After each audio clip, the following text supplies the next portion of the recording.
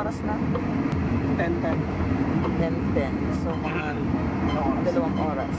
Bago mag-Chiang Mai, ayan, nag-ano na, yung iba inaayos na yun yung bed para gawing sofa. Naging ano na siya, upuan.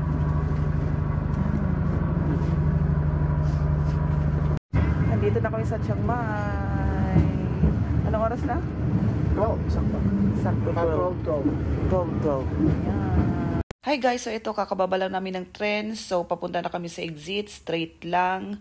At naihi kami, may toilet naman sa dulo. So kapag magto-toilet ka dito, may bayad siya. So yan, nakikita nyo yung Chiang Mai yan. Sa left na yan, andyan yung toilet. Tapos sa dulo, andyan na yung, yung antay ng taxi. Eto guys, nasa loob na kami ng sasakyan na grab namin at papunta na kami sa stayhan namin dito sa Chiang Mai. At malamig na talaga ang weather dito sa Chiang Mai, lalo na tuwing December. At halos ng mga tao dito ay nakasuot ng jacket na at nakikita namin naka-hoodie na talaga. At pagpasok mo dito sa taxi guys, may makikita na kayong mga brochure. So nag-offer din sila ng trip. So kung gusto nyo itong driver ang maghatid sa iyo sa trip, so pwede nyo kausapin, ibigay nyo lang yung line ninyo, WhatsApp, at kung ano bang gamit ninyo para mag-contact kayo. Hi guys, kakarating na namin ang asawa ko dito sa stayhan namin sa Chiang Mai. So habang nagbi-video ako dito, kinakausap na ng asawa ko yung front desk. So habang nagbi-video ako dito, nag-explain ako kaso may music, baka makapiright. So minabuti ko na lang na i-explain ulit dito sa voiceover. So dito guys, ang dami nilang brochure o flyers. Eto, may nakita akong elephant sanctuary, may nakita akong trekking, waterfalls, temples, spa, at cooking lesson, at marami pang iba. So, may mga iba kasing ini-stayhan na tinatago nila yung mga brochure. So, kailangan yung tanungin yung front desk. Pero dito, ang dami nilang brochure. Pwede kang kumuha kahit ilang gusto mo at dalhin nyo sa room ninyo at pag-usapan ninyo kung anong trip ang gusto ninyo. May mga iba naman na private yung trip, may mga iba naman na madamihan kayo, pero depende sa usap ninyo. Tsaka, kailangan yung ipabook ahead of time para makontak nila yung driver na maghatid sa inyo. Dito guys, nag-explain na ako kaso dinig pa rin yung music, kaya minabuti ko na ulit na i-mute at binoise over at explain ulit yung mga sinabi ko dito. So dito guys, hindi sila tumatanggap ng scan kasi sa Bangkok, tumatanggap sila ng scan. Yung i-scan mo lang yung code tapos kakatas na sa card mo, sa sweldo mo. So dito, hindi sila tumatanggap ng scan. Gusto nila cash. Kaya lumabas yung asawa ko para maghanap ng ATM, which is, sabi ng babae, malapit naman din daw. So yun lang, prepare lang kayo ng cash.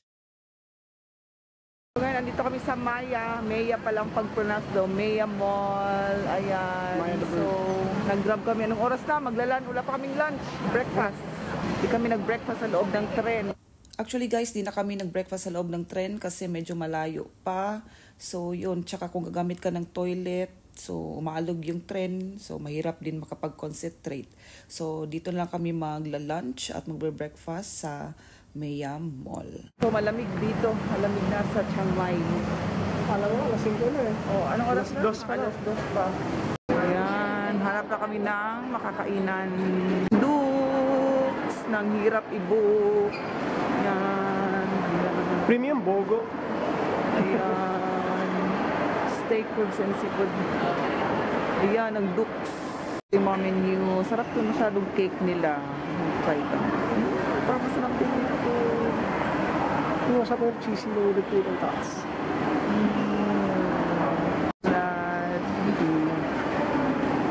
Sila. Ayan. Fries. May seafood sila ko. Ayoko mag-seafood.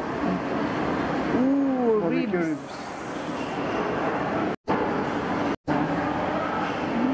Masarap. Yan. Buti naman nakapasok na kami.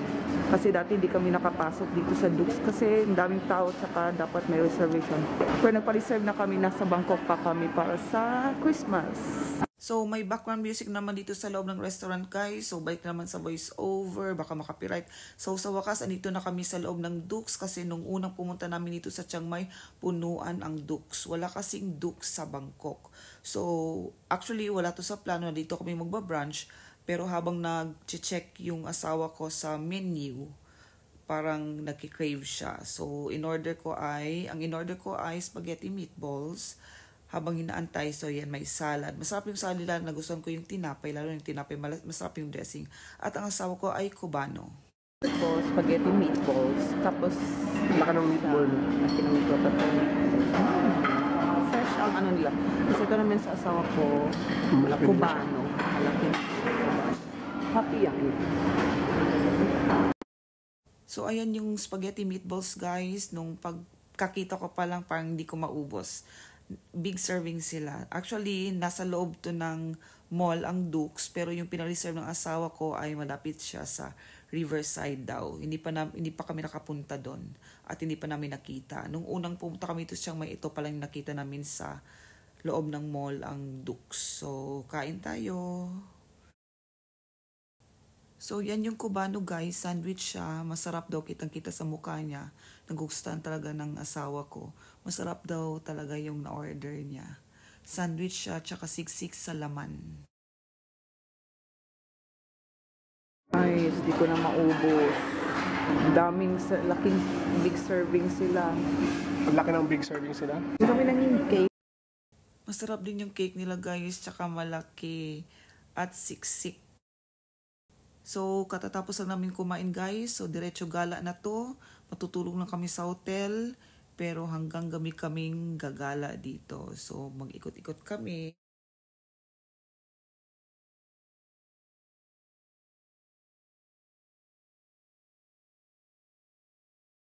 So, yan. Squid yan siya guys. Masarap yan siya. Una, hindi kami nagtatry ng mga street food dito ng asawa ko, pero nung pumunta yung barkada na kaibigan ni Tom dito na si Car, tinry niya, masarap daw, at doon pa lang namin na first time makatikim ng mga ihaw-ihaw dito sa labas. So yan siya, ikot-ikot lang.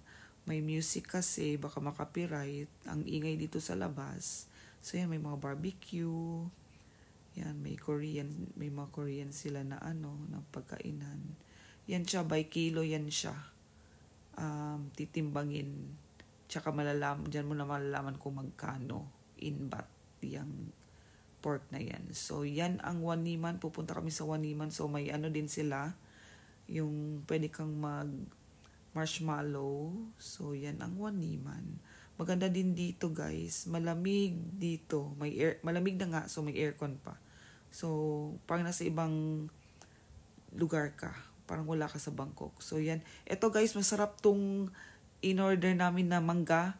Pangit siya dito sa camera pero sa personal maganda siya tignan. So, yan siya. Nakikita ninyong mga square-square yan. May totoong ice cube siya na mangga talaga. Tsaka candy. So, yan yung store nila. Kung gusto yung itry, masarap talaga siya. So, yan siya. Masarap talaga siya guys. Kakaiba siya. So, yan, may coke. Tapos, yan yung squid. Ang anghang, pero masarap din yung sauce. So, yan, Waniman. So, dito maraming kumakain sa labas. Music. Try nyo yan. Masarap talaga, guys, ito. Pagbabalik kami ulit sa Chiang Mai, itatry namin ulit yung mangga. So, yan. Pauwi na kami guys. Breakfast time. Pansit. Pansit? Pansit. Yung noodles nila na pansit. Slide. Yan siya. Apatay.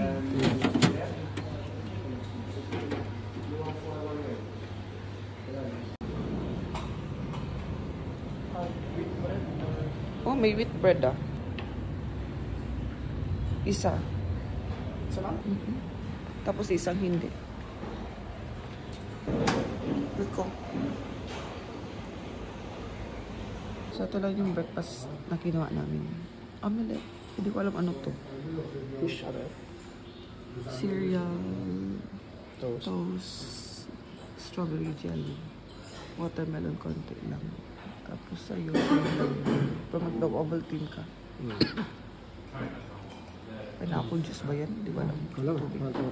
So, pagkatapos nito guys, first trip namin ay Doi Poi. See ya! Hi guys, so good morning. So may tour kami sa Doi Suthep 1. So ngayon naghanap kami ng makakakainan. So ito yung nakita namin na pagkainan. Dito lang, sa tabi ng hotel namin. Yan yung view namin sa labas. Yan siya, asawa ko.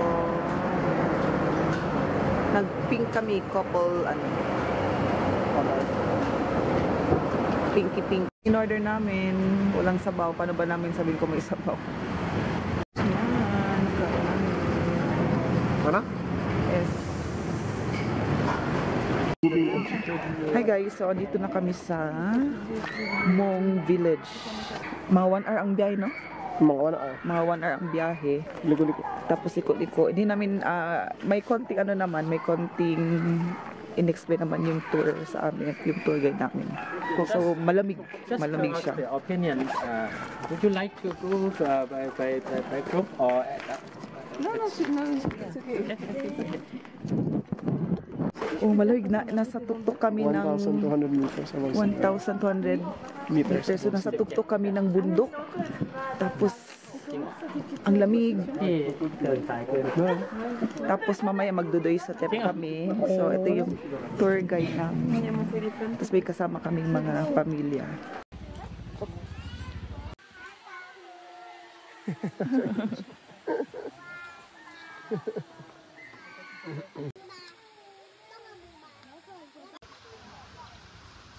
Doon na tayo. Okay. So guys, andito na kami sa pinakatuktok ng bundok. Sa Doy, ano to? Doi Puy. Doi Puy. Ayan Sa Hmong siya. Village. Sa Hmong Village. Ayan, ang ganda ng mga flowers. Ayan siya. Tapos ang lamig.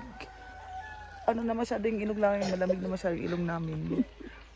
Basta, marami kami napunta. Hindi namin na video kasi na ano kami sa mga mga view. So yun guys, thank you ulit ko sa may remembrance ako na ito, ano to likod? Topaz. Yan siya. So kada bili mo dito ng ng gamit, mapupunta yung ibang porsyento sa life ng sa tribe nila. So yun, hindi kami. Maganda siya. Ayan oh. May mga totoong diamonds dito, mga totoong bato. So dito ka bubibili kasi marami silang mga gems dito na lang nakakalat pero totoo.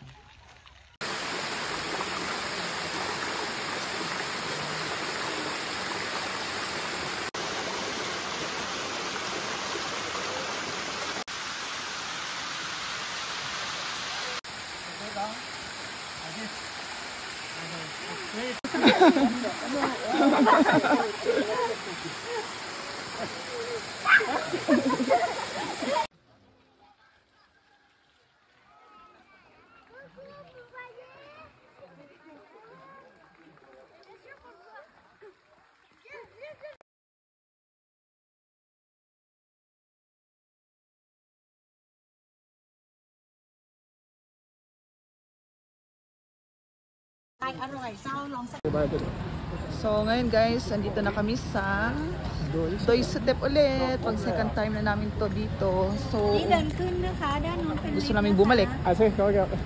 So tingnan natin kung ano yung pagbabago o may bago ba o ganoon pa din. Yung tourist guide may elevator daw kasi dati walang elevator Hindi namin napunta. Oh, hindi namin napunta. Inakyat talaga namin yung 209, 306 steps ata. So ngayon may elevator daw. So tignan natin. So yun nga guys, may elevator nga, nag-aantay. Kasi dati hindi namin natry no na may elevator. Talagang inakyat namin yung 306 steps talaga. Na maganda din naman ang view. So ngayon, yan ating elevator. Yun. So sa tour na to, free na ang mga... okay. Included. Yung package, included na lahat ng babayarin. Yung tour guide na lang yung magbabayad kada pasok sa mga station.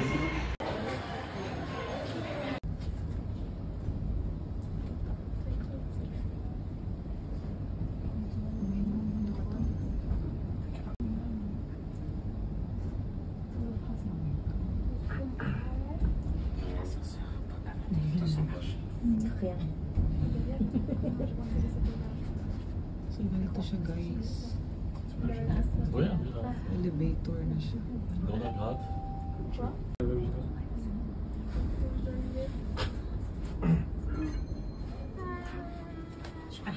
We get around the temple one round and then get into the actual temple.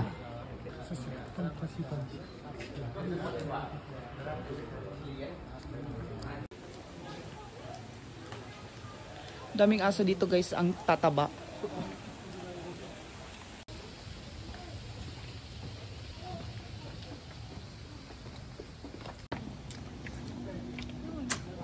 Dito ulit kami. Oh, ang ganda naman ng jacket na yan, no? Hoodie, oh. Ayan. Mark ko na kung sa phone ko. Tara.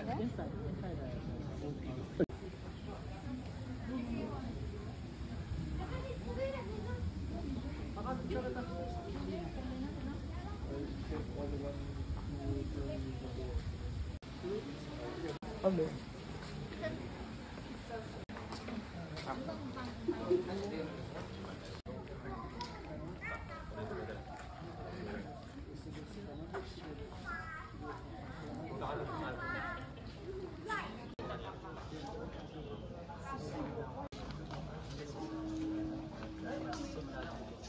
Andito na kami sa tuktok ng Doi Suthep. Ang lamig talaga.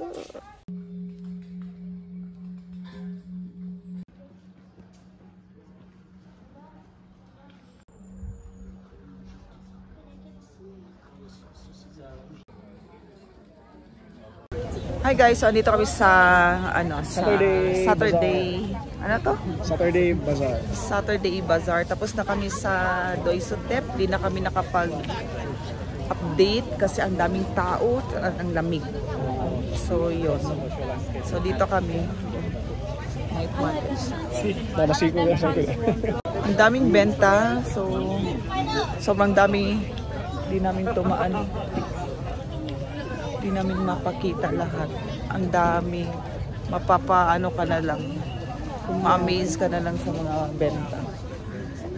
Spicy daw. Yan siya guys, marami siya mga damit, mga silver pa rin na, at mga gems na totoong silver daw talaga. Ay, cute oh. Kami ng Mopi, yan siya, masarap yan siya. Try nyo, tapos may mga strawberry. Tapos, cow dito.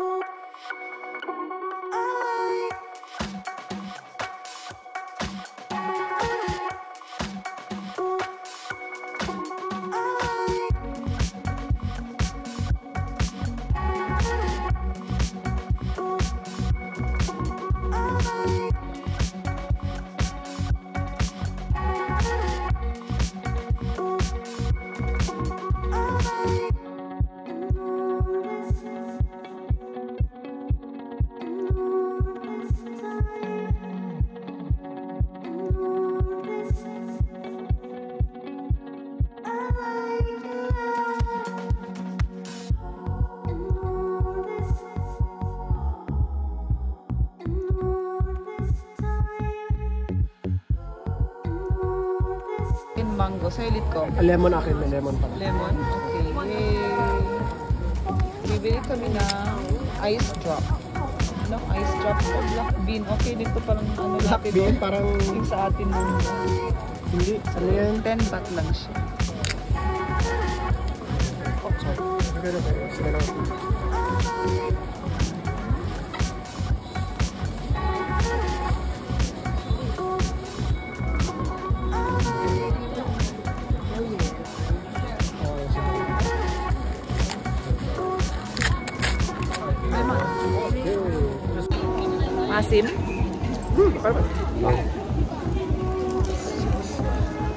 Wow. Mango. Apa ka? Thank you.